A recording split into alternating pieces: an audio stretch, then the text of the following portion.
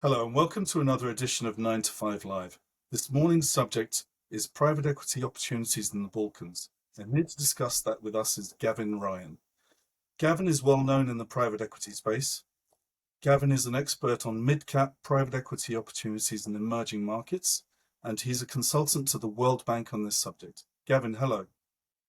Hello, nice to be here. Thanks for having me. Nice to meet you, and thanks for joining us. Could I ask you to introduce yourself, please? Yeah, my basic background is an emerging markets fund manager. So I was an emerging markets fund manager in Central Europe from about the late 90s through to 2015. I managed three funds, one based in Zagreb, where I lived for several years. Then subsequently, I managed a very successful fund called the Southeast European Equity Fund, which was a $200 million fund investing throughout Southeast Europe. And I was based in Belgrade for that. And after that, I moved to Vienna to manage a renewable energy fund. Since 2015, I've worked as an expert and consultant for private equity in emerging markets, and one of my main roles has been as a World Bank consultant. Now, my main reason for reaching out to you was I noticed a LinkedIn post that you did a few days ago mentioning that you were organizing a conference in Tirana, Albania, on the private equity market in uh, Albania and Northern Macedonia. I think we'll describe it Yeah, like that. That's yeah, that's Albania, what North led to Macedonia, and Kosovo. Let's say the three countries that contain a large Albanian population. And the reason this initiative came about is that in my work for the World Bank, I wrote quite a few reports about the private equity markets in several emerging countries, such as North Macedonia, Georgia, and various others. And these reports are all very thorough and well made. Unfortunately, they remained confidential within the World Bank. And I was really keen to do something which I could share more widely. So, in my own private capacity, I decided, along with some colleagues of mine in Albania from a firm called CBS, I decided to create a report on those three countries. And the reason for that is, as a Southeast European fund manager, I felt that the Albanian kind of zone of it, let's say, had been quite neglected. You see quite a lot of private equity activity in Croatia. The Slovenia's had quite a bit in Serbia, but those particular areas have been quite neglected, and I wanted to bring people's attention to the potential that was there. when is this conference taking place? Can you tell us a little Yeah, bit so the about how conference many so the people? conference is organised primarily by USAID, and it's a kind of regional investment conference, and it's going to be on the 24th and 25th of June in Tirana, location to be decided, but probably a major hotel. And as part of this conference, I'm going to be presenting the conclusions of my report, which was about 2 years in the making, and also participate in a panel discussion on the prospects for private equity in the region. How many people are you expecting at this conference? Several hundred, I would say, all the people who are active in the investment financial community in I would say North Macedonia, Albania, Kosovo, and probably further afield. There are probably people from Croatia, Serbia, and some international people with an interest in the region, as well as donors and developmental financial institution representatives. So I would say several hundred. Will can I leave some kind of contact details for you, like a website or something where people will be able to say hello, reach out to you, ask details about the conference, and ask you if you'll have time for a coffee during the conference, tap you on the shoulder and introduce themselves. Would that be a good Yeah, idea? absolutely. I'll provide you with the details so that you can post those, and I'll be happy to respond to people reaching out to me. When we're talking about mid-cap opportunities, what are we really talking about? Can you define that, please? Yeah, I mean, mid-cap world is really driven by the size of a fund. So when I'm talking about mid-cap private equity in the context of Southeast Europe, I mean, in Western Europe, it's going to be proportionally bigger because economies are bigger. But in the context of Southeast Europe, mid-cap private equity will mean a fund of a size of about 30 million euros through to about 100 million euros or so. And those funds will be targeting investment sizes between one to 10 million euros per investment, which is broadly mid-cap and lower mid-cap.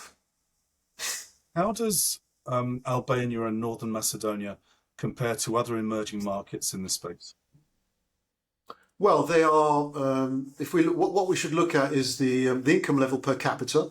So those are all middle income countries, so, and their population sizes are in the region of 2 to 8 million. So that's fairly typical of all the Western Balkan countries. And so a country like Albania has a population of 3 million. I don't remember the precise figure for the GDP per capita, but it's a few $1,000s, and it's quite comparable to say to Moldova, to Georgia, to Armenia. It's somewhat lower. It's same in population size than Estonia, Latvia, and Lithuania, but much lower in terms of GDP per capita.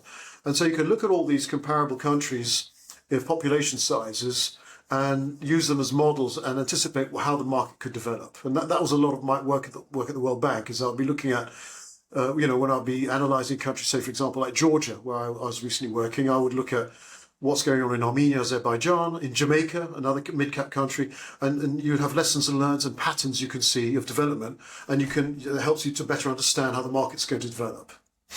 Has there been any research on the impact of private equity and VC on emerging markets?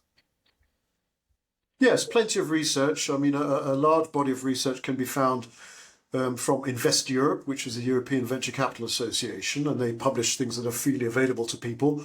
And there's been a lot of research done on that by the World Bank, the European Investment Bank, USAID, among others. And these developmental agencies all have websites, and there's a lot of material you can download quite for free. And it is a bit of a patchwork, but there's a lot of analysis there. OECD, I could also mention, does a lot of work on SME development in these different countries.